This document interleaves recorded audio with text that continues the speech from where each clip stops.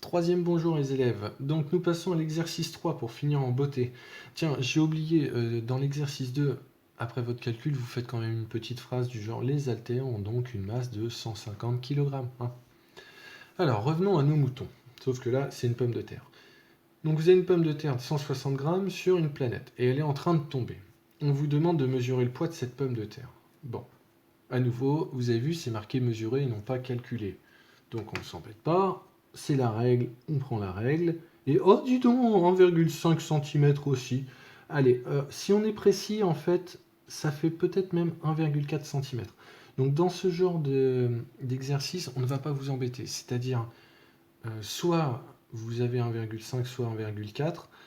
On a toujours une marge d'erreur, donc on accepte les deux. Et surtout, pour les calculs après, normalement, ça doit correspondre aussi. Donc là, si je suis très très très précis, pour moi, ça fait quand même 1,5 cm. Donc ici, P égale 1,5 cm.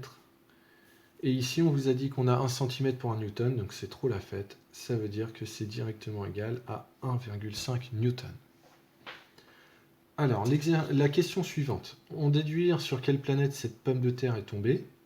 Donc on vous a donné les intensités de pesanteur des différentes planètes du système solaire.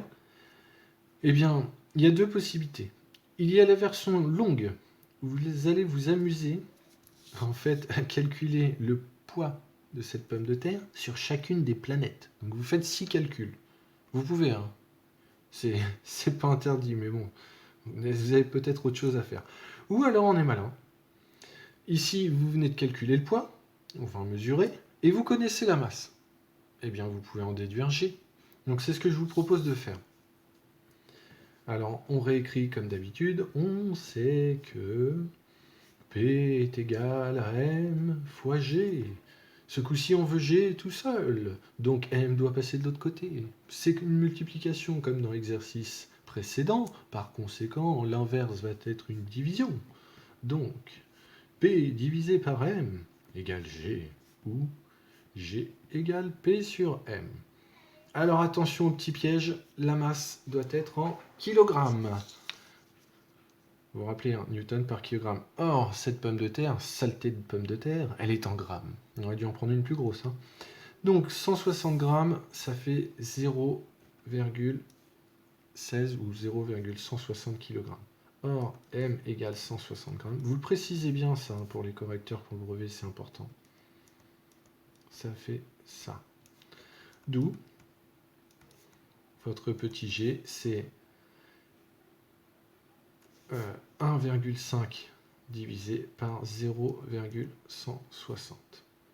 Alors là, évidemment, il vaut mieux que vous ayez une calculatrice, sinon vous allez un petit peu galérer. Donc 1,5 divisé par 0,16, ça fait 9,375. Là, ce coup-ci, je vous conseille de garder tous les chiffres. Ça peut être utile parce qu'on va faire une comparaison. Et petit g, c'est en newton par kilogramme. Donc ne vous embêtez pas si vous ne vous rappelez pas de cette unité-là. Vous lisez toujours les documents. Il est ici, hein, je vous le rappelle. Alors, regardons. Yeux de thon. Mercure, c'est pas gagné. Vénus, pas trop. Ah, peut-être la Terre, mais bon. Mars, non, c'est pas la peine. Jupiter, non. Ah, Saturne. Visiblement, vous pouvez marquer que c'est à peu près le 9,1. Donc, c'est sur Saturne. Voilà, j'espère que les explications ont été claires et que cette pomme de Saturne vous a bien plu. A bientôt les élèves!